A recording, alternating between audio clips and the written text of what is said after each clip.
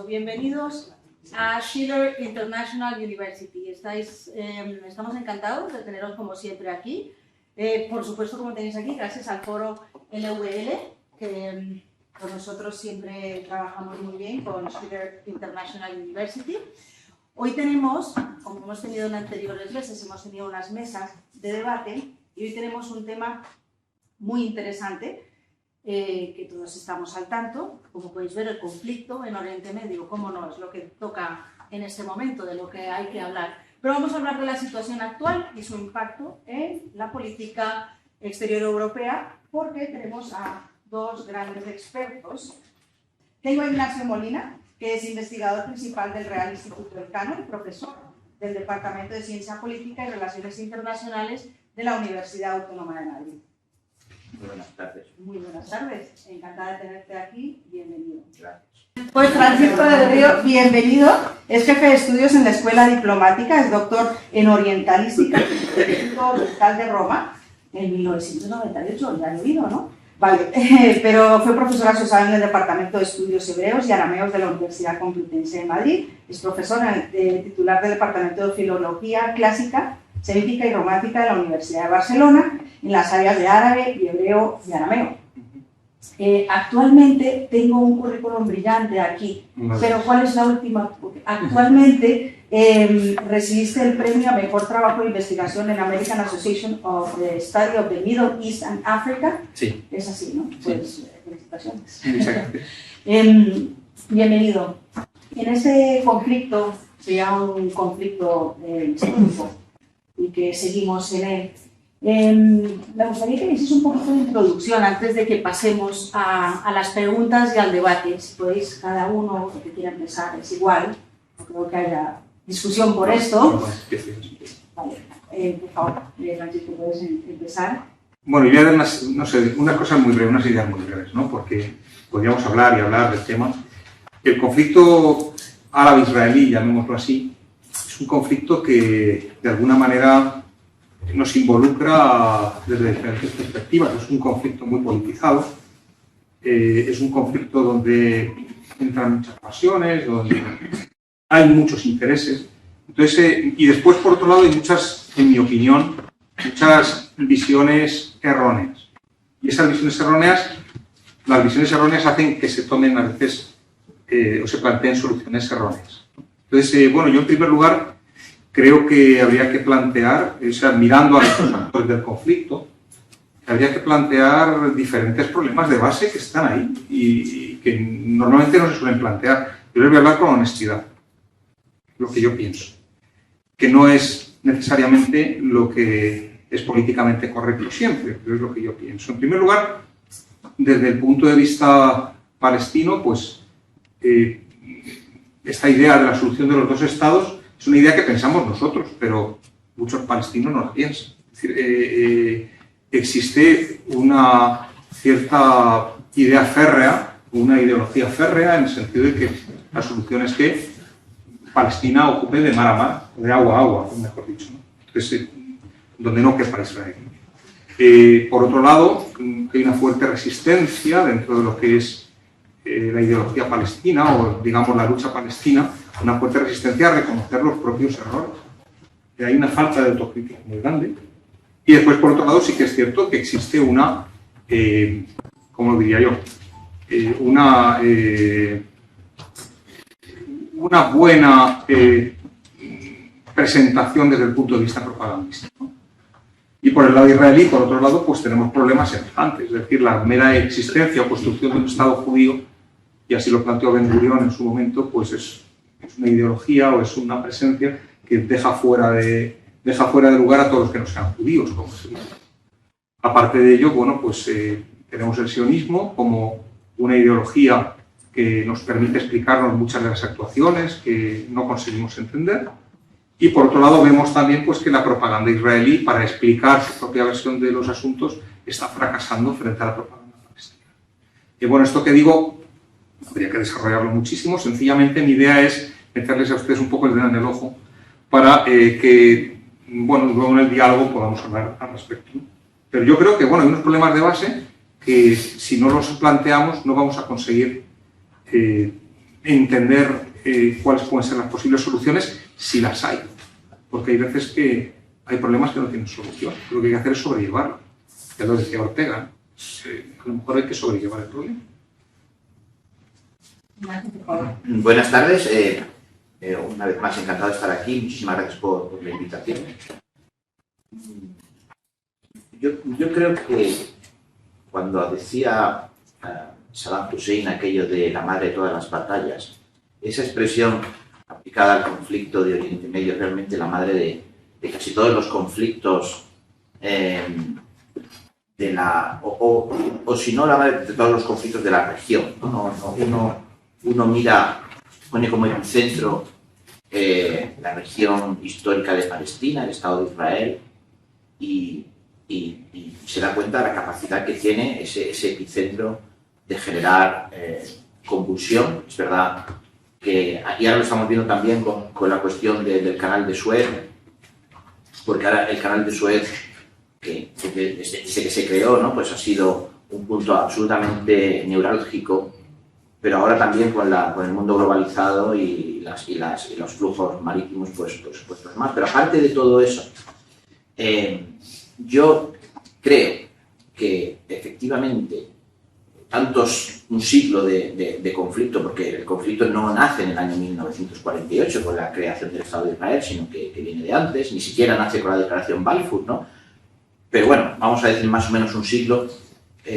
Hay tantísimos elementos, ha alimentado tanta conflictividad desde el punto de vista físico, en guerras, en conflictos, pero también más cultural, más civilizatorio, más identitario, y ha convivido con la transformación de un mundo cada vez menos occidental. Claramente el Estado de Israel es un proyecto occidental, al mismo tiempo de un occidente.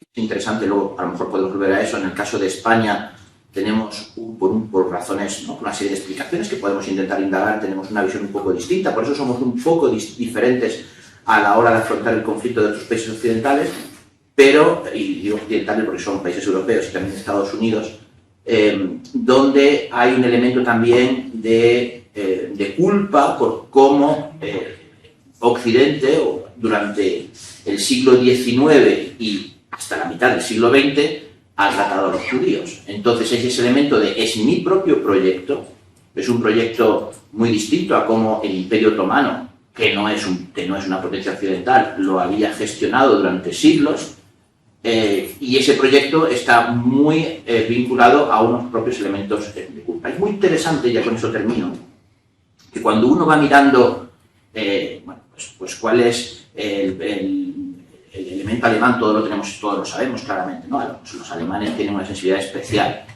Los británicos, he mencionado a Balfour, que son los que realmente crean el problema, crean el problema, digamos.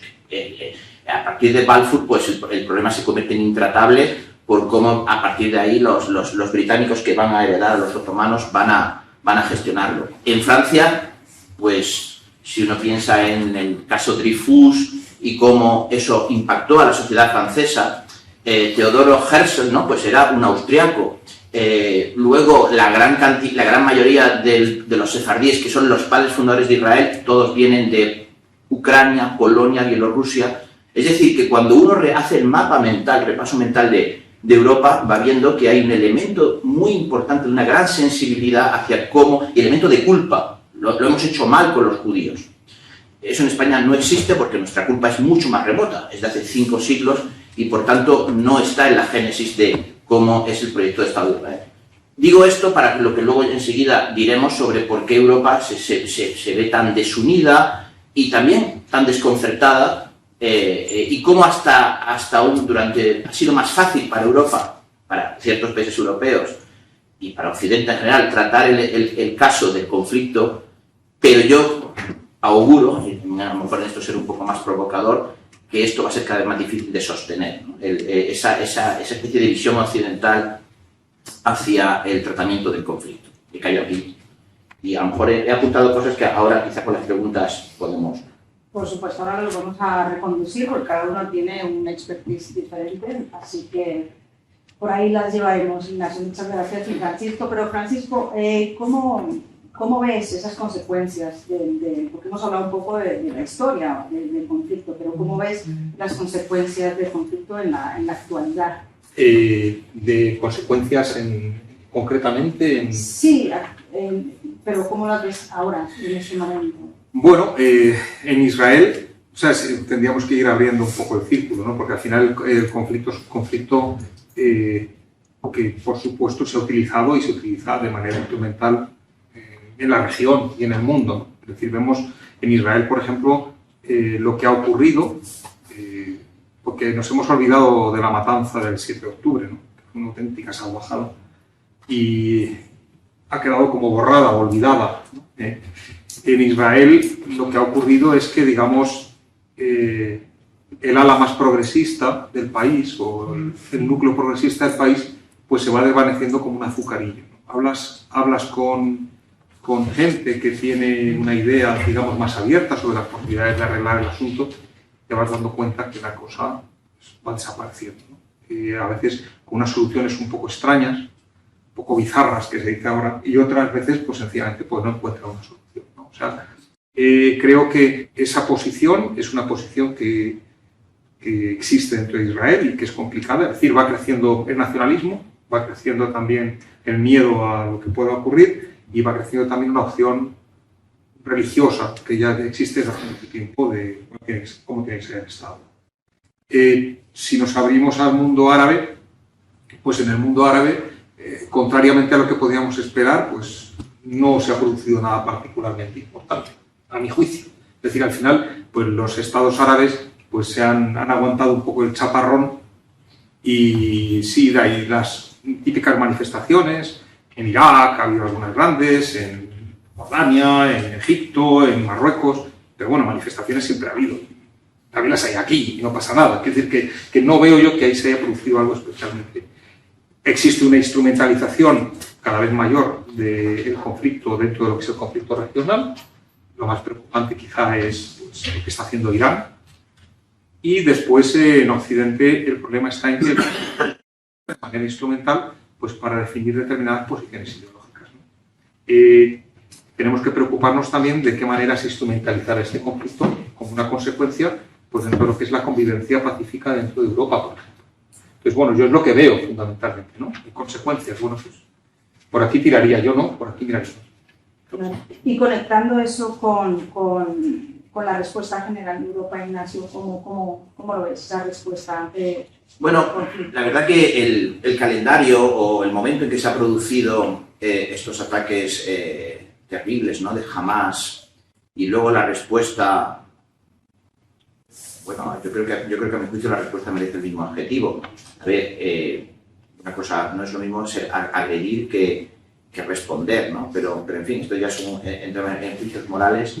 En cualquier caso, como tampoco es fácil en toda la historia del conflicto judío-palestino, como queramos llamar, conflicto Oriente Medio, conflicto Israel-Gaza o Hamas, dónde está exactamente el punto de partida. Lo que es cierto es que la crisis que estamos ahora mismo arranca con los ataques de Hamas sobre una situación que es una situación que las diplomacias occidentales pensaban que estaba estabilizada, pero que luego se ha demostrado que no era sostenible. Pero entonces Europa, ¿por qué digo que es un momento especialmente malo? ¿No? Porque la Unión Europea no es una potencia, es un actor, quiere ser un actor. La política exterior europea es casi, bueno, no diría que un oxímoron, pero resulta que dice el Tratado de la Unión Europea dice que la política exterior es competencia exclusiva de los Estados miembros. Lo cual, claro, si es competencia exclusiva de los Estados miembros, ¿cómo es posible que haya una política exterior europea? Bueno, pues solamente puede existir tal ambición porque los Estados miembros que tienen esa competencia exclusiva aceptan que exista una política exterior, además de la española, de la francesa o de la eslovena, existe una política exterior europea. Y por definición, como es exclusiva de los Estados, pues tiene que ser por unanimidad. Cuando la unanimidad se produce en torno a algo como la agresión rusa a Ucrania, donde sí hay un sentir, hemos visto que no unánime, hay un Estado miembro como Hungría y algunos otros gobiernos que a lo mejor no son tan beligerantes como pueden ser otros, pero en general hay un elemento de rechazo, de vamos a utilizar sanciones, vamos a hacer iniciativas de desconexión energética. Bueno, se ha instrumentado, una respuesta europea que además en perspectiva histórica es bastante impresionante en cuanto a combinar instrumentos que no son de poder duro, porque no tenemos un ejército europeo y no queremos tampoco luchar contra Rusia, no queremos declarar la guerra a Rusia, pero la combinación de respuesta en cuanto a sanciones, acogida a refugiados, respuesta energética, respuesta de cómo vamos a hacer políticas económicas para intentar impedir que Rusia pueda tener capacidad de condicionarlos, y todo esto ha funcionado bastante bien en 2 años ahora. Y sin embargo se produce esto, que es como el prototipo, el paradigma de todo lo contrario. Un caso especialmente divisivo, donde las capitales tienen puntos de vista muy distintos, algunas más alineadas con una posición, digamos, uno puede mirar cómo se han comportado las diplomacias europeas desde el año 48 hasta acá, y va viendo, ¿no?, como, por ejemplo, cómo han votado en Naciones Unidas, puede ser un trabajo empírico interesante, y hay desde un extremo, ¿no?, que pueden ser países como Austria, Alemania, Hungría, República Checa, ¿no?, hasta el otro extremo, ¿no?, que pueden ser países que su propia historia pues tiene una relación distinta con el conflicto. Bélgica, Irlanda, la propia España están en otro extremo. Por razones que luego podemos, razones legítimas en todos los casos. Esto de pensar que unos tienen una posición de política exterior es menos legítima que la otra, no, y responde a un interés nacional, de tener esa posición. Claro, la Unión Europea, cuando tiene eso, cuando el alto representante Borrell se encuentra en el Consejo de Asuntos Exteriores con ese panorama, es teniendo en cuenta los instrumentos de la Unión Europea y la necesidad de unanimidad, el único recurso es el mínimo común denominador, que es lo que desgraciadamente hace de una política exterior europea pues poco efectiva, porque la única manera de actuar unidos es en lo mínimo que nos une. Y lo mínimo que nos une pues han sido una serie de declaraciones y que ni siquiera ha sido ese mínimo común, ni siquiera ha resistido cuando ha habido en foros como la propia Asamblea General de Naciones Unidas o el Consejo de Seguridad, y que desgraciadamente pues han hecho que demostrar, ¿no?, al final un poco uno de los elementos a mi juicio muy negativos de esto, más allá de lo que está pasando sobre el terreno en el conflicto, que es muy grave, muy terrible, es como mucho de lo que se había avanzado en cuanto a unidad de doctrina, de estrategia en el terreno Ucrania-Rusia, se ha perdido y se ha vuelto a ver que pues, la Unión Europea está en gran parte desnuda y que solamente puede acudir, en el mejor de los casos, a ese mínimo común. Es verdad que la figura del alto representante Josep Borrell, que conocemos bien, que tiene o sea, no es una persona que fácilmente se quede contento con ese mínimo común denominador,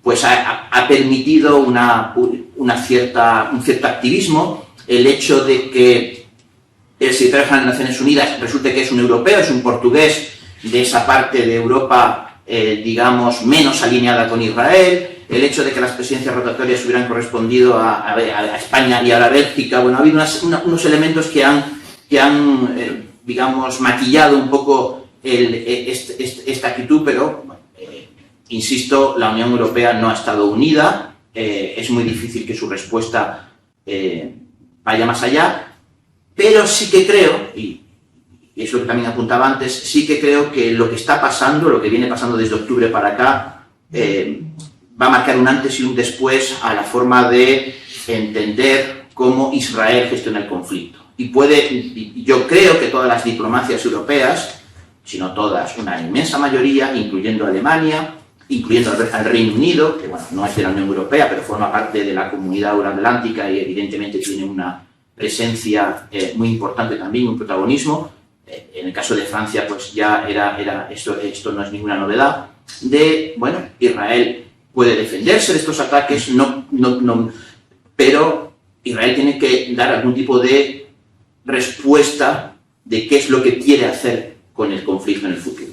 ¿Y qué quiere hacer con el conflicto? Pues decir, bueno, se toma en serio o no la solución de los dos estados, que luego discutiremos, ¿no? Yo también estoy de acuerdo que la solución de los dos estados la usamos como un mantra, Y es interesante porque en otros conflictos identitarios parecidos, justamente, el empeño de Occidente ha sido evitar los dos estados. Es muy interesante, luego podemos poner ejemplos, ¿no? Aquí, sin embargo, parece que la solución es esa. Desde luego, si fuera la solución sería un mal menor, nunca sería pero bueno, y el hecho de que Israel, claramente, sobre todo el Israel actual, yo creo que ya el Israel de Oslo ya, incluso con gobiernos laboristas, tampoco creía en la solución de los dos estados, pero el Israel actual, desde luego, no cree en ello, no va a dar ni un solo paso hacia ello, y eso sí que va a poner a Israel en una situación de cara al futuro muy incómoda. No digo yo que la Unión Europea y tal vez ni siquiera Estados Unidos sean capaces de torcer la voluntad de Israel, eso muchas veces se dice de una manera precipitada, ¿no? Pues tenemos capacidad de influir, pero Israel estará en ese sentido más sola, en el futuro, quizá no en este momento actual, pero en el futuro. Evidente, ¿no? Que no están unidos, ¿no? Los dirigentes europeos en unificar sus pensamientos, digámoslo así. Francisco, con tu expertise en estudios islámicos, te quería hacer una doble pregunta con este conflicto. Es la ruptura entre los países árabes. ¿Cómo crees que se manifiesta la ruptura entre los países árabes e Israel? Y específicamente, por ejemplo, en el Líbano con Hezbollah y los hutíes. La doble pregunta es, ¿tú crees que eso se puede recomponer? ¿Cómo ves? ¿Cómo se manifestaría esa ruptura y si crees que se puede llegar a recomponer? Bueno, vamos a ver, Israel ha organizado, la labor de Israel durante estos últimos años ha sido organizar muy pacientemente una diplomacia o reconstruir una diplomacia con los países árabes.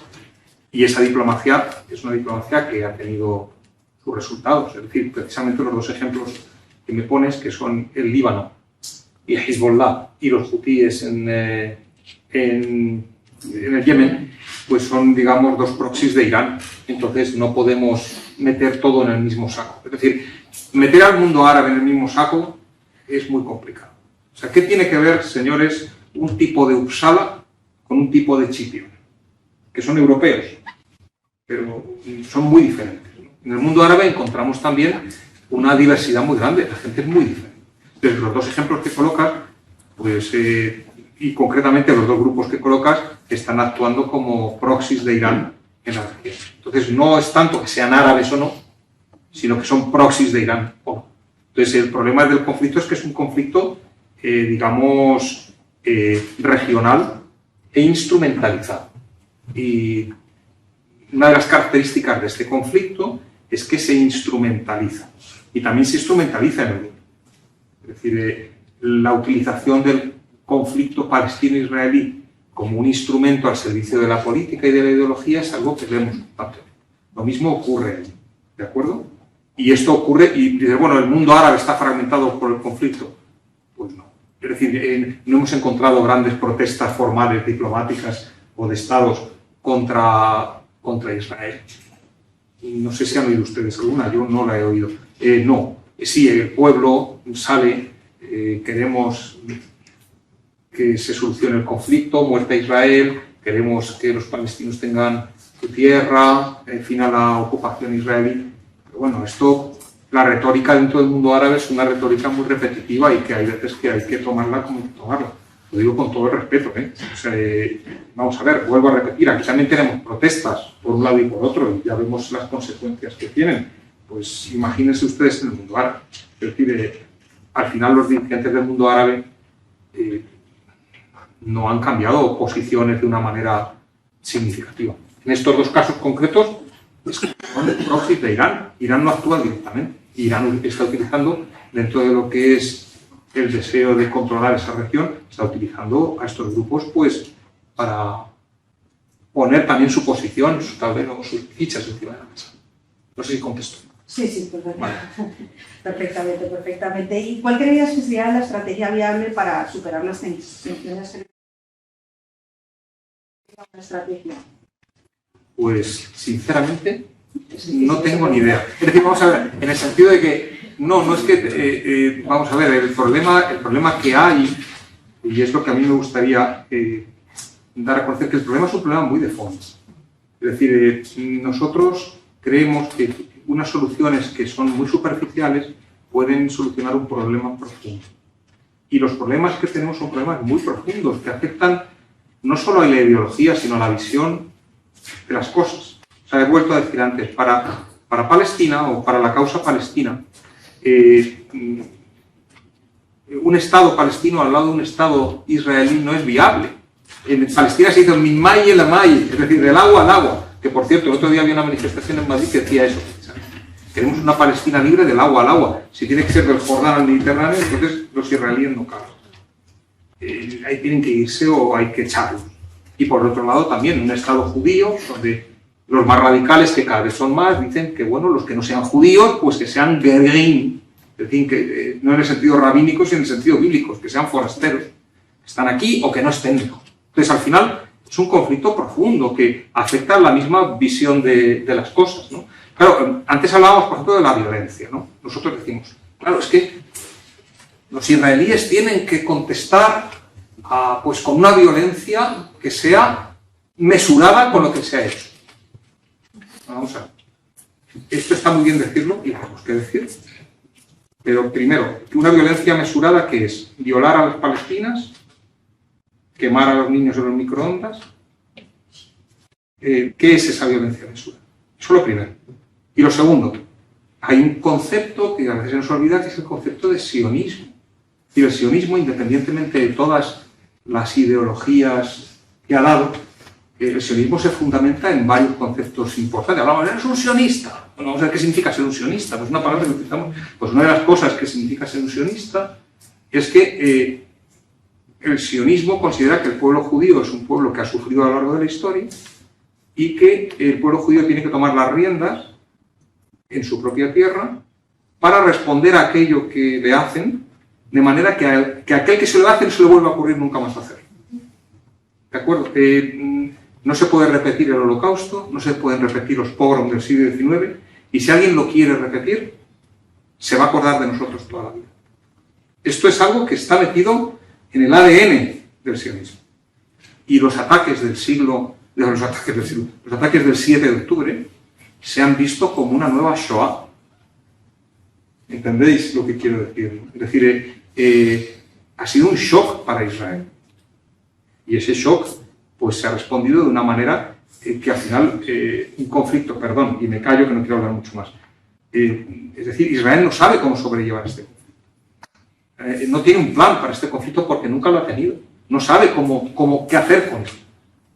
Lo va llevando, a veces mejor, a veces peor, pero lo va llevando. Pero yo creo que el clic que se ha producido es que Israel se ha dado cuenta que no puede subsistir con unos territorios que son hostiles constantemente. Esto que estoy diciendo es muy crudo, pero es así. O sea, hablas con el chiste que hay en Israel ahora mismo es que de Gaza lo que hay que hacer es un aparcamiento para el norte. Esto es lo que se está diciendo en Israel ahora mismo. Y un documento que surgió hace un poco después, un documento de los servicios secretos israelíes, que se difundió, no sabemos si de manera intencionada o no, en hebreo y luego en inglés, plantea, y nunca, no solo no se ha dicho que no es falso, sino que se ha dicho que es verdadero, lo que plantea, es decir, lo que hay que hacer es sacar a toda esta población y hacer campamentos de refugiados en Egipto. Y luego ya veremos si los mandamos a Europa o donde. Esto se ha dicho y no se ha negado. Es decir, al final nos estamos encontrando con se ha producido un clic en toda esta situación. Entonces, ¿cómo se puede solucionar? Pues yo personalmente soy muy escéptico. Pero soy muy escéptico porque son muy escépticos los palestinos y porque son muy escépticos los israelíes. O sea, perdón, y me callo. El otro día hablaba con un diplomático israelí. Y progresista, muy progresista. Y me decía, claro, quizá la solución sería pues que los jordanos se encargaran de los palestinos y unir la Palestina histórica a Jordania. Digo, sí, eso es lo que quiere el rey de Jordania. Tiene 60% de jordanos en Jordania y ahora que sean un 90% de jordanos, cuando la monarquía se fundamenta en los beduinos. Él está deseando meter a un 30% más de palestinos en Jordania. Son soluciones absolutamente que ni pie ni cabeza. Perdón, me cago. Vamos a tener luego un momento para, si tenéis alguna pregunta, que imagino que todos tenéis preguntas, vamos a tener un rato para poder debatir, ¿vale? Pero Ignacio es especialista en la Unión Europea, como no, y antes hablábamos de esa sensación de desunión, pero aún así crees que, entiendo que la Unión Europea puede tener esa persuasión, ¿no?, sobre este conflicto. ¿Cómo lo ves? ¿Crees que pueda ayudar a Bueno, tenerlo? la Unión Europea tiene, sin duda, instrumentos. Bueno, el poder de la Unión Europea tiene que ver con el acceso al mercado interior, la capacidad de ayudar, pero creo que es más importante un poco. Ahora mismo Paco mencionaba lo del tema del clic, ¿no? Que Israel ha hecho un clic, como dicen, un clic que no sabemos hacia dónde va, ¿no? Si va a introducir más luz o más oscuridad.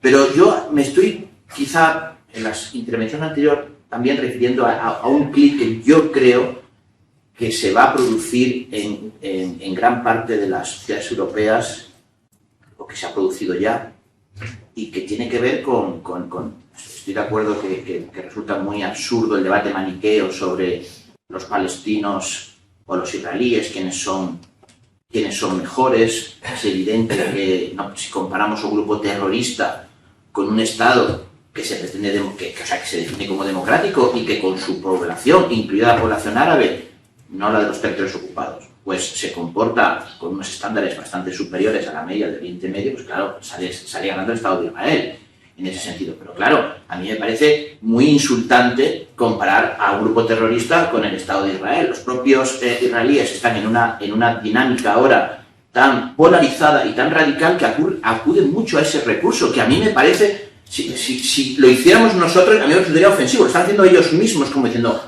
pero es que ellos son peores porque ellos queman a los bebés. Claro, pero es que es un grupo terrorista, es uno de los peores del mundo. O sea, acudir a ese recurso ya también dice mucho de la degradación moral del Estado de Israel actual. Entonces yo, el clic que veo en Europa es que si yo preguntara aquí en este auditorio, ¿no?, en fin, ¿usted está más cerca de los pakistaníes o de los indios en su conflicto secular? Gente, le va a ser muy difícil tomar partido, o de los hutis y de los tutsis y de los hutus, pues no lo sabemos muy claro. O, en fin, de los conflictos en los cuales no tenemos claro cuál es nuestro... O sea, no tenemos por qué tener una especie de nosotros. Israel representa nuestra civilización. Israel somos, digamos, nosotros. Eso es lo que yo creo que es el clic que se está produciendo, sobre todo en generaciones más jóvenes, en un Occidente cada vez más multicultural, incluido Estados Unidos, con una población creciente, ¿no?, un porcentaje creciente musulmán, que tampoco tiene ese sentimiento de culpa, pues porque queda muy lejos el Holocausto, y queda mucho más lejos pues las otras pogromos y persecuciones históricas que ha sufrido el pueblo, pero hace ya mucho tiempo.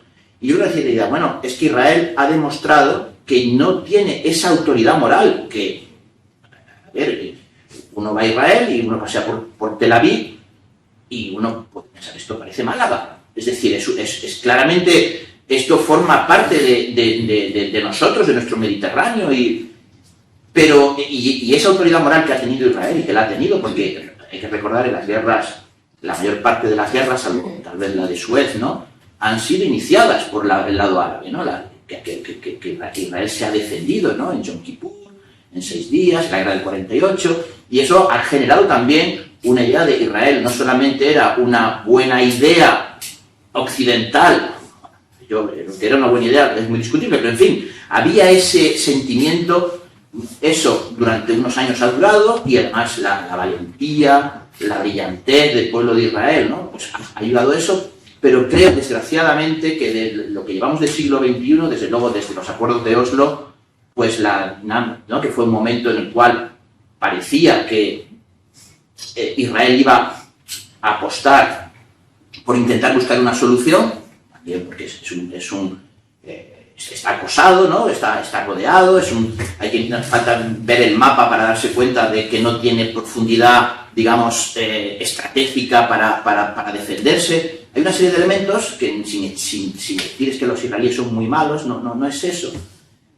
Hay una serie de elementos que llevan probablemente desgraciadamente, a esta deriva de radicalización. Pero es muy difícil seguir sosteniendo en Occidente que nosotros estamos más cerca de Israel que de la causa palestina. Es muy difícil. Yo lo veo cada vez más difícil, más insostenible.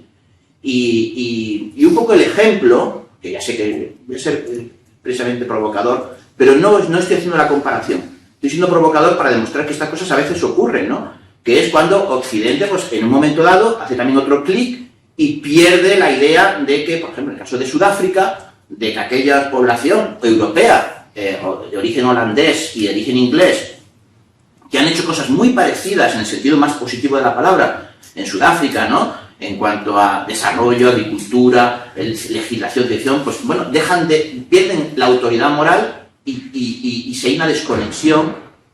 Y yo creo que, desgraciadamente, para Israel y para los que hemos creído, ¿no?, en que Israel era una buena idea, es una buena idea, bueno, pues yo cada vez lo que veo es que esa autoridad me cuesta mucho más trabajo. Entonces, uno puede decir, no, justificamos una reacción porque han sido muy violentos. Bueno, al final, ¿dónde está ese elemento que nos permita a nosotros sentirnos identificados? Eso es lo que yo creo que es el principal peligro de Israel, ¿no?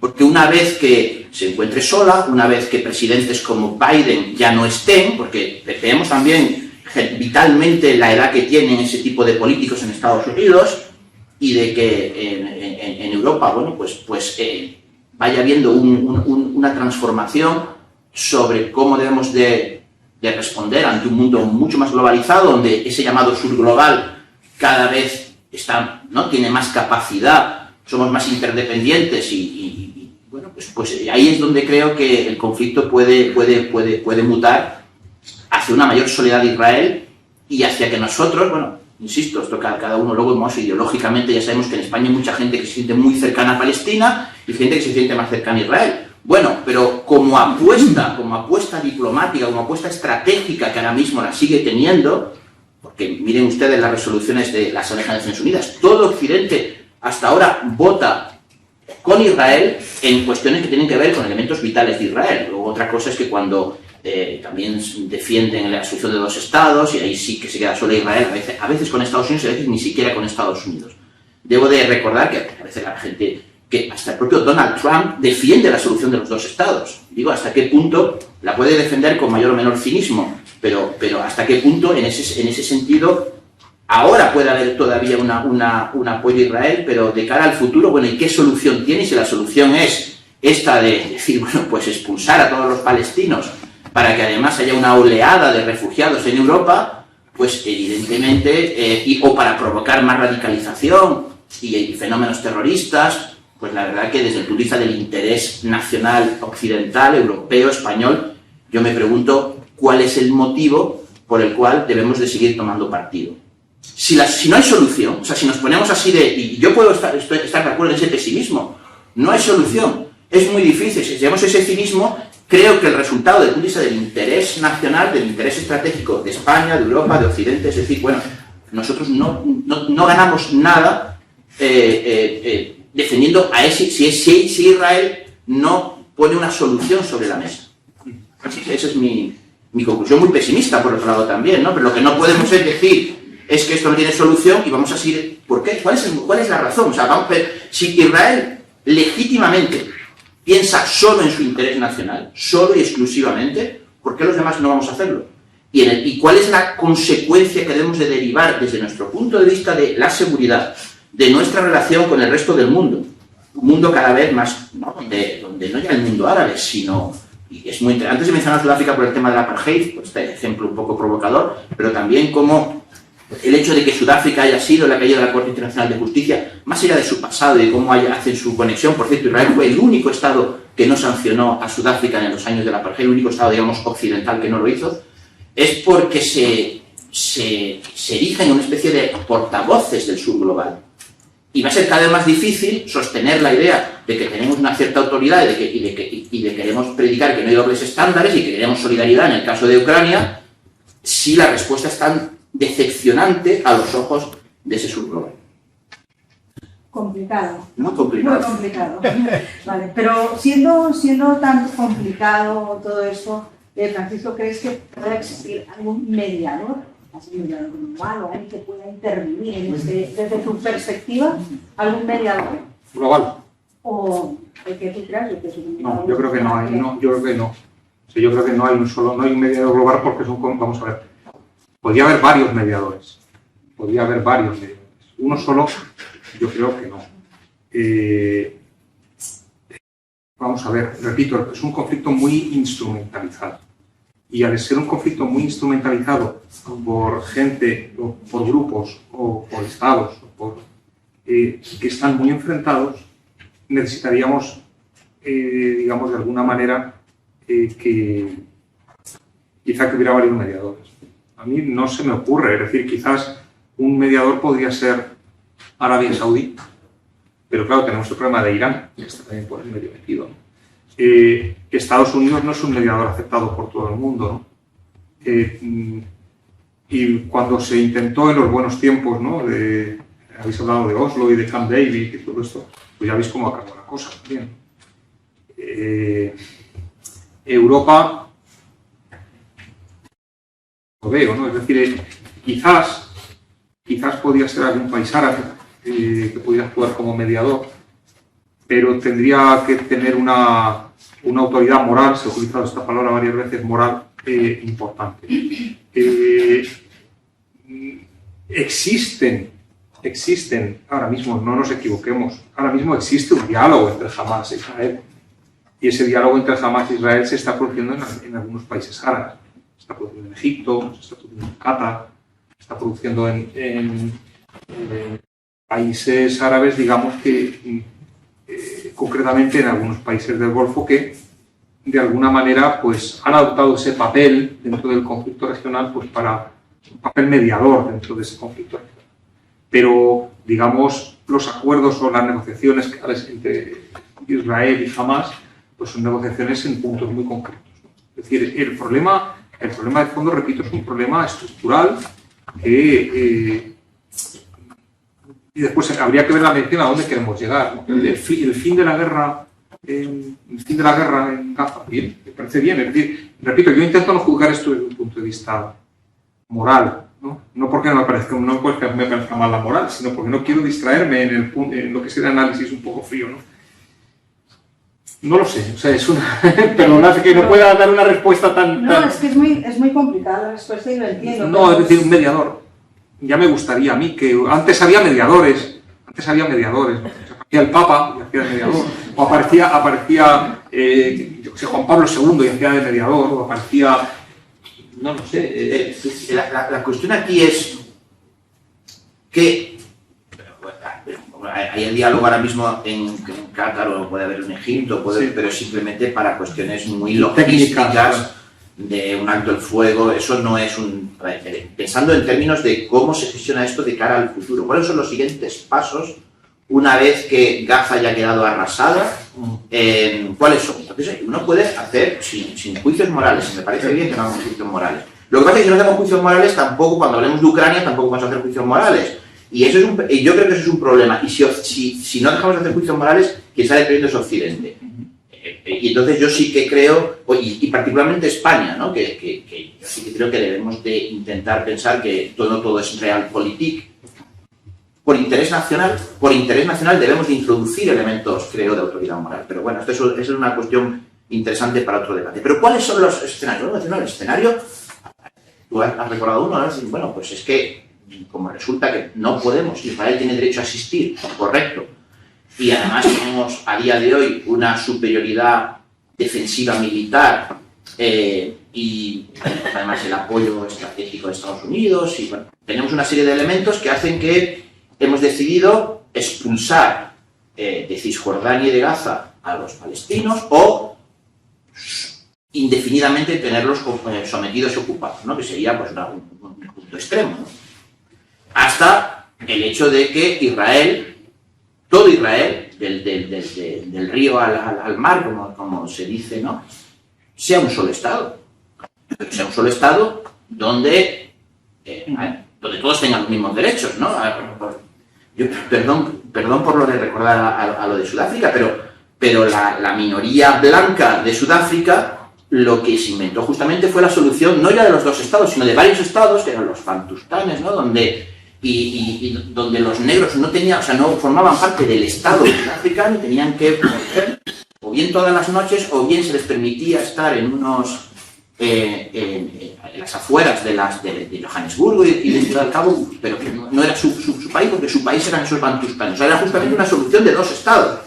Y cuando se vio que aquello era absolutamente insostenible, desde el punto de vista no ya moral, que también, sino logístico, pues decidieron que Sudáfrica tiene que ser un solo país. Al revés, había estados independientes dentro de Sudáfrica que desaparecieron y se creó una sola República de Sudáfrica. Bueno, pues la solución, que se habla poco y que probablemente es la que más teme realmente, si los judíos de Israel lo pensaran realmente, es la solución más temible para ellos, ¿no? O sea, un solo estado donde toda la población tenga los mismos derechos.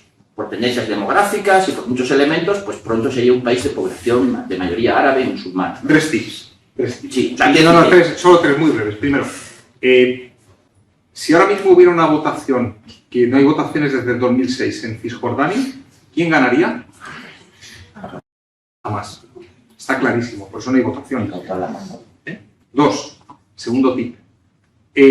Yasser Arafat, cuando los acuerdos de Camp David, se le ofreció, fue inusitado, se le ofreció un Estado palestino con aeropuerto, con moneda propia, con seguridad propia, bueno, lo que nunca había existido. Se llegó al acuerdo. ¿Qué dijo Arafat? No. ¿Qué dijo ¿Hubo alguna oposición palestina a lo que dijo Arafat? ¿Alguien criticó diciendo a Arafat, por favor, que no nos vamos a ver en una igual? Nadie protestó. Tres. Son tres tips, Israel es el único país del mundo donde existe una diferencia entre el concepto de ciudadanía y de nacionalidad. Eso es algo inusitado. Es decir, en Israel tú puedes ser ciudadano israelí, pero no tener nacionalidad judía. Entonces tienes menos derechos que si eres ciudadano israelí y tienes nacionalidad judía. Es decir, es una situación loca. ¿Entendido? Es algo, o sea, yo soy ciudadano israelí, tengo pasaporte israelí, pero tengo nacionalidad árabe. En Sudáfrica pasaba exactamente igual.